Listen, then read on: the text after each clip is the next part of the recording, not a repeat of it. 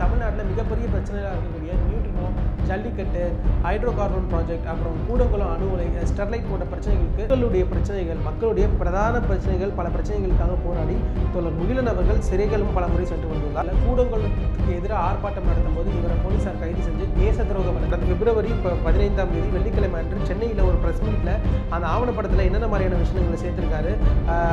அது மட்டும் இல்லாமல் அந்த ஆவணப்படத்தை வெளியிட்டதுக்கு அப்புறம் தான் அந்த தோழர் முகிலன் அவர்கள் இதுக்கப்புறம் ஒரு ட்ரெயின் ஏறினாரா, இல்லை மதுரை சென்றாரா, மதுரை போகிற வழியிலே அவர் கடத்தப்பட்டாரா அப்படிங்கிற எதுவுமே இந்த வரையும் வெளிவரல. எந்த நாட்டோட என்ஜிஓவும் எந்த ஸ்டேட்டும் எங்களை தடையிடக்கூடாது. ஜல்லிக்கட்டு எங்களோட கல்ச்சர், நாங்கள் எங்கள் கல்ச்சருக்காக போராடுறோம். எங்களுக்கு யார் சப்போர்ட்டும் வேணாம். சிறு பிள்ளைகளின் போராட்டம் எவ்வளவு மணி நேரம் நீடிக்கும் என்று நினைத்தவர்கள் ஹாய் ஹலோ வணக்கம் மக்களை, நீங்கள் பார்த்துட்டு இருக்கிறது த மெய்ப்பொருள் ஷோ வித் மீ. மெய்ப்பொருள்னாலே என்றைக்குமே ஒரு மையக்கருத்தை ஆராய்ஞ்சு அதில் இருக்கக்கூடிய உண்மைத்தன்மையான விஷயங்களை வெளிக்கொண்டு வர்றது தான் இருக்குது. அதே மாதிரி தான் நம்மளுடைய மெய்ப்பொருள் ஷோவும் இருக்க போகுது. இன்றைக்கி நம்ம மெய்ப்பொருள் ஷோவில் ஃபர்ஸ்ட் செக்மெண்ட்டாக ஃபர்ஸ்ட் டாப்பிக்காக எதை பற்றி பார்க்க போகிறோம் அப்படின்னா, ஒரு சுற்றுச்சூழல் செயற்பாட்டாளர் காணாமல் போயிருக்காரு. ஸோ அவரை பற்றியான விஷயங்களை இன்றைக்கி சோசியல் மீடியாவில் இளைஞர்கள் அதிக அளவில் ஸ்ப்ரெட் பண்ணிகிட்டே இருக்காங்க. கிட்டத்தட்ட ஒரு வார காலமாகி இப்போ தான் அவரை பற்றின விஷயங்களானது தமிழ்நாட்டில் அரசியல் கட்சியினர் சார்பும் மக்கள் சார்பும் பேச கொண்டிருக்கு. யார் காணாமல் போயிருக்கா, யார் இவர் அப்படிங்கிற விஷயத்தை மட்டும் பார்ப்போம். சுற்றுச்சூழல் செயற்பாட்டாளரும் சமூக ஆர்வலருமான தோழர் முகிலன் அவர் தான் காணாமல் போயிருக்காரு. இவர் தமிழ்நாட்டில் நடந்த பல பிரதான பிரச்சனைகளுக்காக குரல் கொடுத்தவர், அரசுக்கு எதிராக குரல் கொடுத்தவர். ரீசெண்டாக ஸ்டெர்லைட் ஆலையை பற்றி அங்கே நடந்த மக்களுக்கு இழைக்கப்பட்ட ஒரு அநீதியான விஷயங்களை பற்றி ஒரு டாக்குமெண்ட்ரி ஒன்று வெளியிடுறாரு. வெளியிட்டதுக்கு அப்புறம் காணப்படுறாரு. இதுதான் தமிழ்நாட்டு மக்களுக்கும் இளைஞர்களுக்கும் நிறைய சலசலப்பை ஏற்படுத்தியிருக்கு. ஒரு அரசியல் களத்திலையும் ஒரு சலசலப்பை ஏற்படுத்தியிருக்குன்னு சொல்லலாம். தோழர் முகிலன் அவர்கள் போராட்டத்துக்கு பெயர் போன ஊரான திறன் சின்னமலை அவர்கள் பிறந்த ஈரோடு மாவட்டத்தில் இருக்கக்கூடிய சென்னிமலை அப்படிங்கிற ஊரில் தான் பிறந்திருக்காரு. ஒரு நடுத்தரமான குடும்பத்தில் பிறந்த இவர் தன்னுடைய படிப்பை முடித்ததுக்கப்புறம் தமிழ்நாடு பொதுப்பணித்துறையில் பொறியாளராக பணிக்கு சேர்றாரு. ரொம்பவும் நேர்மையான ஒரு ஸ்ட்ரிக்டான ஆஃபீஸராக தான் ஒர்க் பண்ணியிருக்காரு. பின்பு சமூகத்தின் மீதும் சமூக பிரச்சனைகளின் மீதும் ஆர்வம் காட்ட நினைச்சவர் தன்னுடைய விருப்ப ராஜினாமா கடிதத்தை அரசிடம் ஒப்படைச்சிட்டு வேலையை ராஜினாமா பண்ணிட்டு சமூக பிரச்சனைகள் மீது தன்னுடைய பார்வையை செலுத்த ஆரம்பிச்சிட்டார். அந்த அடிப்படையில் தமிழ்நாட்டு மக்களுக்கு அச்சுறுத்தலாக இருக்கக்கூடிய தமிழ்நாட்டில் மிகப்பெரிய பிரச்சனையாக இருக்கக்கூடிய neutrino, jallikattu, hydro carbon project, அப்புறம் கூடங்குளம் அணு உலை, ஸ்டெர்லைட் போன்ற பிரச்சனைகளுக்கு தொடர்ந்து குரல் கொடுக்க ஆரம்பிச்சிருக்காரு. 2017 செப்டம்பரில் கூடங்குளத்துக்கு எதிராக ஆர்ப்பாட்டம் நடத்தும் போது இவரை போலீசார் கைது செஞ்சு தேச துரோக வழக்கில் சிறையில் இடுறாங்க. ஸோ ஒரு வருடம் காலத்துக்கு பார்த்தீங்கன்னா கிட்டத்தட்ட சிறையிலே இருந்திருக்காரு. அந்த ஒரு வருட காலமானது தோழர் முகிலன் அவர்களை காவல்துறையினர் அதிக அளவில் துன்புறுத்தியிருக்காங்க. இப்போ சரியான உணவு வழங்காமல், சரியான மருத்துவ வசதி செய்து கொடுக்காம, சரியான தங்குமிடம் கொடுக்காம, இப்படி பல வகையில் அவரை துன்புறுத்தியிருக்காங்கன்னு சொல்லலாம். கடந்த ஆண்டு 2018 செப்டம்பரில் தான் தோழர் முகிலன் அவர்கள் சிறையிலேருந்து வெளியில் வராரு. வந்ததுக்கு அப்புறம் என்ன பண்ண ஆரம்பிச்சார் அப்படின்னா, இந்த ஸ்டெர்லைட் பிரச்சனைக்குள்ள இறந்த மக்களுக்காகவும் ஸ்டெர்லைட் பிரச்சனையை பற்றி பல ஆதாரங்களையும் கலெக்ட் பண்ண ஆரம்பிச்சிட்டார். கிட்டத்தட்ட தோழர் முகிலன் அவர்கள் மேலே 15க்கும் மேற்பட்ட தேச துரோக வழக்குகளானது காவல்துறை சார்பாக பதிவு செய்யப்பட்டிருக்கு. அது மட்டும் இல்லாமல் மக்களுடைய பிரச்சனைகள், மக்களுடைய பிரதான பிரச்சனைகள் பல பிரச்சனைகளுக்காக போராடி தோழர் முகிலன் அவர்கள் சிறைகளும் பல முறை சென்று வந்துள்ளார். அதே மாதிரி இப்போ ரீசெண்டாக அவர் காணாமல் போவதற்கான காரணம் என்ன அப்படின்னு பார்த்தா, ஸ்டெர்லைட் எதிராக பல ஆவணங்களையும் இவர் கலெக்ட் பண்ணாரு. ஸோ அது எல்லாத்தையுமே வச்சு ஒரு ஆவணப்படத்தை செஞ்சு அதை கடந்த பிப்ரவரி 15ஆம் தேதி வெள்ளிக்கிழமை அன்று சென்னையில் ஒரு ப்ரெஸ் மீட்டில் அந்த ஆவணப்படத்தில் என்னென்ன மாதிரியான விஷயங்களை சேர்த்திருக்காரு. அது மட்டும் இல்லாமல் அந்த ஆவணப்படத்தை வெளியிட்டதுக்கு அப்புறம் தான் அந்த தோழர் முகிலன் அவர்கள் காணாமல் போகிறாரு. அதே மாதிரி இவர் காணாமல் போவதற்கான மிக முக்கிய காரணம் என்ன அப்படின்னு பார்த்தா, இந்த ஸ்டெர்லைட் விஷயம் சார்பாக நிறைய ஆவணங்களையும் டாக்குமெண்ட்ஸையும் அப்புறம் அரசு சார்பு மற்றும் ப்ரெஸ் மீடியா சார்பில் வெளியிட்ட சிசிடிவி ஃபுட்டேஜஸ் கொண்டே ஒரு டாக்குமெண்ட்ரி ஒன்று இவர் தயாரிக்கிறாரு.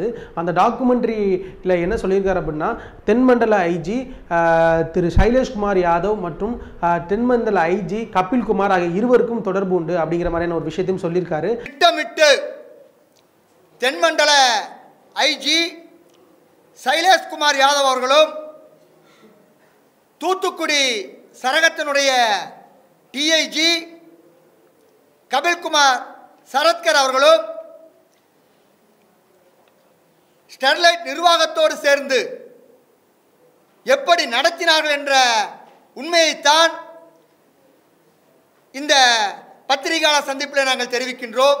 அதே விஷயத்தை தான் பிரஸ் மீட்லேயும் அவர் சொல்லியிருந்தார். என்னன்னா தென்மண்டல இந்த இரு ஐஜி டிஐஜி 2 பேரும் சேர்ந்து வேதாந்தா நிறுவனத்தினுடைய அடியாட்களை கொண்டு தான் இந்த துப்பாக்கிச்சூடு நடத்தியிருக்காங்க அப்படிங்கிற விஷயத்தையும் அந்த டாக்குமெண்ட்ரியில் தெள்ள தெளிவாக அம்பலப்படுத்தியிருக்காது. அந்த டாக்குமெண்ட்ரியோட டிஸ்கிரிப்ஷன் நாங்கள் கீழே லிங்க்ல கொடுத்துருக்கோம். முடிஞ்ச அளவு அந்த டாக்குமெண்ட்ரியை எல்லாரும் பாருங்கள். அதே மாதிரி இவர் வெளியிட்ட அந்த டாக்குமெண்ட்ரியோட நேம் என்ன அப்படின்னு பார்த்தோம்னா கொள்தேதி யார் மறைக்கப்பட்ட உண்மைகள் அப்படிங்கிற டாக்குமெண்ட்ரி தான் வெளியிட்டிருக்காரு. அதில் தூத்துக்குடி மாவட்ட ஆட்சியர் அலுவலகத்தில் நடந்த துப்பாக்கிச்சூடு எப்படி நடந்தது, அதில் போலீஸாருடைய பங்கு என்ன, வேதாந்தா நிறுவனத்தினுடைய ஆட்களை வச்சு எப்படி போலீஸார் அந்த போராட்டத்தை நடத்தினாங்க அப்படிங்கிறமான விஷயத்தையும் இந்த டாக்குமெண்ட்ரியில் சொல்லியிருந்தார். அது மட்டும் இல்லாமல் இந்த டாக்குமெண்ட்ரி வெளியிடுறதுனால எனக்கு என்னுடைய உயிருக்கே ஆபத்து ஏற்படலாம் என்றும், இந்த டாக்குமெண்ட்ரி மேலே இவர் வெளியிட்ட இந்த டாக்குமெண்ட்ரி மேலே அரசு விசாரணை நடத்தினால் பெரிய பெரிய அரசியல்வாதிகளும் பெரிய பெரிய காவல்துறை அதிகாரிகளும் இந்த விஷயத்தில் மாட்டுவாங்க அப்படிங்கிற மாதிரி ஒரு ஸ்டேட்மெண்ட் சொல்லியிருந்தார். இந்த டாக்குமெண்ட்ரி வெளியிட்டுட்டு அன்று இரவு மதுரை கிளம்ப இருந்தார் தோழர் முகிலன் அவர்கள். மதுரை எதுக்காக கிளம்ப இருக்கார் அப்படின்னு பார்த்தா 7 தமிழர் விடுதலையை போராட்டத்தை மிகவும் தீவிரமாக கொண்டு போகணும், துரிதப்படுத்தணும் அப்படிங்கிற விஷயத்துக்காக மதுரை கிளம்புறாரு. தோழர் பொன்னரசன், அதாவது அவருடைய நண்பர் தோழர் பொன்னரசனும் முகிலன் அவர்களும் தான் போகிறாங்க. தோழர் பொன்னரசன் அவர்கள் கரூர் போக இருந்த காரணத்தினால அவரை கொண்டு போய் மங்களூர் எக்ஸ்பிரஸ் ட்ரெயின் ஏற்றி விட்டு தோழர் முகிலன் அவர்கள் இருக்காரு. இந்த இடைப்பட்ட நேரத்தில் ஒரு பெண்ணானவங்க தோழர் முகிலன் அவர்களை தொடர்பு செஞ்சு இந்த டாக்குமெண்ட்ரி வெளியிட்ட மாதிரி வேறு எதுவும் ஆதாரம் இருக்கா, வேறு எதுவும் டாக்குமெண்ட்ரி உங்கள்கிட்ட இருக்கா அப்படிங்கிற மாதிரி விஷயத்தை கேட்டிருக்காங்க. அதுக்கு தோழர் முகிலன் அவர்கள் நீங்கள் எது வேணுமானாலும் கோர்ட் மூலியமாக வாங்கிட்டாங்க, என்னிடம் இருந்து நேரடியாக வாங்க முடியாது அப்படிங்கிற மாதிரியான ஒரு எச்சரிக்கையும் கொடுத்துட்டு ஃபோனை வச்சிடுறாரு.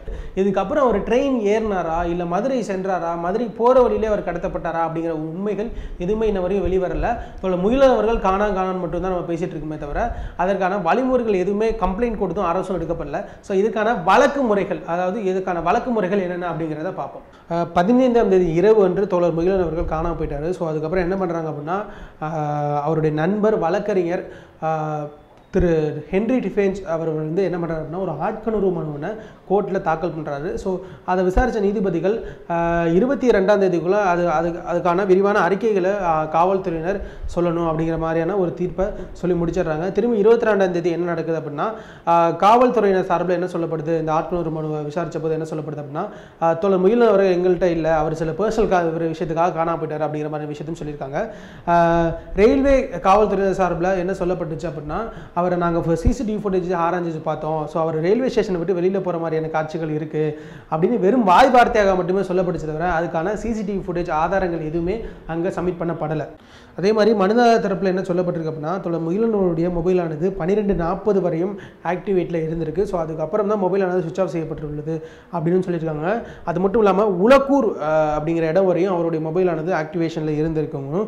உலக்கூருக்கு அப்புறம் தான் மொபைல் சிக்னல் ஃபுல்லாகவே லாஸ் ஆகிருக்கு அப்படிங்கிற மாதிரி சொல்லியிருக்காங்க. ஸோ இதுக்கு பதிலளித்த உலக்கூர் எஸ்ஐ என்ன சொல்லியிருக்காரு அப்படின்னா அந்த இடத்துல ட்ரெயின் நிற்காது, அது மட்டும் இல்லாமல் இங்கே அவர் காணாமல் போகிறதுக்கான எந்த ஒரு சூழ்நிலையும் கிடையாது, சந்தர்ப்ப சூழ்நிலை எதுவுமே கிடையாது அப்படிங்கிற மாதிரியான ஒரு ஸ்டேட்மெண்ட்டை சொல்லிட்டாரு. இன்னொரு ஸ்டேட்மெண்ட் என்ன சொல்லியிருக்காங்க அப்படின்னா அவருடைய மொபைல் சிக்னல் ஆனது கூடுவாஞ்சேரியிலே லாஸ் ஆயிடுச்சு அப்படிங்கிற மாதிரியான ஒரு ஸ்டேட்மெண்ட்டையும் காவல்துறையினர் சொல்லியிருக்காங்க. இங்கே இருக்கக்கூடிய மிக முக்கியமான கேள்வி என்ன அப்படின்னு பார்த்தா தோழர் முகிலன் அவர்கள் எழும்பூர் ரயில் நிலையத்தை விட்டு வெளியில் போகிறார் அப்படிங்கிற மாதிரியான விஷயத்தை காவல்துறை சொல்லியிருக்காங்க. எழும்பூர் ரயில் நிலையமானது அதிகப்படியான மக்கள் வந்து செல்லக்கூடிய ஒரு இடம். அது மட்டும் இல்லாமல் கமிஷனர் ஆஃபீஸும் மிக அருகாமையில் இருக்கக்கூடிய ஒரு இடமாக தான் இருக்குது. அப்போ ஆஸ் பர் த கோர்ட்லாம் இப்போ 100 அடிக்கு ஒரு சிசிடிவி கேமரா வைக்கணும் அப்படிங்கிற மாதிரியான ரூல்ஸையும் கொண்டு வந்துட்டாங்க. இந்த ரூல்ஸ் அடிப்படைப்படி பார்த்தோம்னா கிட்டத்தட்ட அதிகப்படியான சிசிடிவி கேமரா தான் அந்த சுற்று வட்டாரத்தில் இருக்க போகுது. ஸ்டேஷனை விட்டு வெளியில் வந்த முகிலன் அவர்கள் அங்கே இருக்கக்கூடிய ஒரு சிசிடிவி கேமராவில் கூட அவருடைய முகமானது பதிவாகவில்லையா? இது ஒரு முதல் கேள்வி. காவல்துறையினர் எழும்பூர் ரயில் நிலையத்தை விட்டு வெளியில் வந்திருக்காரு அப்படிங்கிற மாதிரி ஒரு ஸ்டேட்மெண்ட் சொல்லியிருக்காங்க. அதுக்கான சிசிடிவி ஃபுட்டேஜஸை ஏன் சப்மிட் பண்ணல? இது 2வது கேள்வி. 3வது கேள்வி என்னன்னா அதிகப்படியான தீவிரம் காட்டி பல வழக்குகளை காவல்துறை விசாரிச்சுட்டு வர்றாங்க. எப்படின்னு சொன்னால் ஒரு திருடன் வந்து ஒரு அம்மாட்ட செயினை பறிச்சிட்டானா அந்த விஷயத்த இருக்கக்கூடிய எல்லா சிசிடிவி ஃபுட்டேஜஸையும் ஆராய்ஞ்சு ஸோ அவன் யார் எந்த இடம் அப்படிங்கிற விஷயத்தையும் கண்டுபிடிக்கக்கூடிய காவலர்கள் இப்படி ஒரு சமூக செயற்பாட்டாளர் மக்களுக்காக போராடக்கூடிய ஒரு நபர் வந்து காணாமல் போயிருக்காருன்னா இவருடைய வழக்கில் ஏன் தீவிரம் காட்டி விசாரிக்கப்படலை இப்படிங்கிற விஷயமும் இங்கே கேட்கப்பட வேண்டியதாக இருக்குது. அது மட்டும் இல்லாமல் இந்த செயல்கள் எல்லாமே சொல்கிறது என்னன்னா அரசும் வேதாந்தா நிறுவனமும் காவல்துறையும் இணைஞ்சு தான் முகிலனை எங்கே கடத்தி வச்சிருக்காங்க அப்படிங்கிற மாதிரியான ஒரு மனப்பான்மையும் நமக்கு உருவாக்குது. ஒரு அரசு மக்களுக்கு எதிரான திட்டங்களை கொண்டு வருது, மக்களுக்கு விருப்பமில்லாத திட்டங்களை கொண்டு வருது அப்படின்னா, இல்லை ஒரு அரசு வழி தவறி செல்லுது அப்படின்னா அதை கேட்க வேண்டியது ஒரு சாமானியனுடைய ஒரு பொறுப்பு, ஒரு மக்களுடைய ஒரு பொறுப்பு. ஏன்னா நம்மளும் இந்த அரசுக்கு வரி பணமானது செலுத்துகிறோம். அப்போ நம்மளும் கேள்வி கேட்கக்கூடிய இடத்துல தான் இருக்கும். இந்த அரசு நம்மளுடைய அரசு என்ற எண்ணத்தில் நம்ம கேள்வி கேட்கக்கூடிய இடத்துல தான் இருக்கும். அப்போ ஒவ்வொரு சாமானியனும் ஒவ்வொரு சமூக ஆர்வலரும் இங்கே கேள்வி கேட்கப்படும்போது இந்த அரசுகளால் ஒடுக்குமுறைக்கு உள்ளாக்கப்படுறார்கள். இது ஏன்னு தான் தெரியல. ஒரு பிரைவேட் நிறுவனமான வேதாந்தாக்கு எதிராக இவ்வளோ பெரிய ஒரு துப்பாக்கிச்சூட இந்த அரசுகளானது நடத்திருக்கு. ஒரு பிரைவேட் நிறுவனத்துக்காக இப்படி ஒரு விஷயங்கள் எல்லாம் செய்யணுமா ஒரு அரசு அப்படின்னா கண்டிப்பாக செய்ய தேவையில்லை. ஆனால் இங்கே இருக்கக்கூடிய அரசு எதுக்கு செய்கிறாங்க அப்படின்னு தெரியல. இந்த மாதிரியான செயல்பாடுகள் எல்லாமே மக்களுக்கு ஒரு சந்தேகத்தை ஏற்படுத்தியிருக்கு. ஏன்னா மக்கள் இப்போ ஸ்டெர்லைட்டுக்கு எதிராக போராடக்கூடியப்பட்ட மக்கள் அனைவருமே சுட்டுக் கொல்லப்பட்டாங்க. திருமுருகன் காந்தி அவர்கள் ஐநா சபையில் போய் இது விஷயமா பேசிட்டு வந்தப்போ அவரும் ஒடுக்குமுறைக்கு உள்ளாகி தேச துரோக வழக்கில் சிறை சென்றாரு. இப்போ ரீசெண்டாக தோழர் முகிலன் அவர்கள் ஆவணப்படத்தை வெளியிட்ட அதுக்கப்புறம் காணாமல் போயிருக்காரு. ஸோ இந்த விஷயம் எல்லாமே என்ன சொல்லுது நமக்கு அப்படின்னா, ஏதோ இந்த ஸ்டெர்லைட்டுக்கும் இந்த அரசுக்கும் ஏதோ ஒரு வகையான தொடர்பு உண்டு அப்படிங்கிறத அம்பலப்படுத்தி சொல்லுது. தோழர் முகிலன் அவர்கள் காணப்போன விஷயத்துங்க இருக்கக்கூடிய எந்த ஒரு மீடியாவுமே பெரிய அளவில் கவர் பண்ணலன்னு தான் சொல்லுவோம். ஏன்னா ஒரு சமூக செயற்பாட்டாளர், ஒரு மக்களுக்காக போராடக்கூடிய ஒரு மனிதர் காணாமல் போயிட்டாரா, இது ஒரு டிபேட் பொருளாக மாற வேண்டிய ஒரு பொருள். ஸோ மக்கள் இதை பெரிய அளவில் எடுத்துக்கலாலும் மீடியா இதை கொண்டு போய் சேர்க்க வேண்டிய பொறுப்பு மீடியாக்கிட்ட இருக்குது. ஆனால் அங்கே இருக்கக்கூடிய எந்த ஒரு மீடியாவுமே இதை பெரிய அளவில் ஒரு டிபேட் பொருளாகவும் பார்க்கல. அவங்க இந்த விஷயத்தை செவி சாய்க்கவும் இல்லை.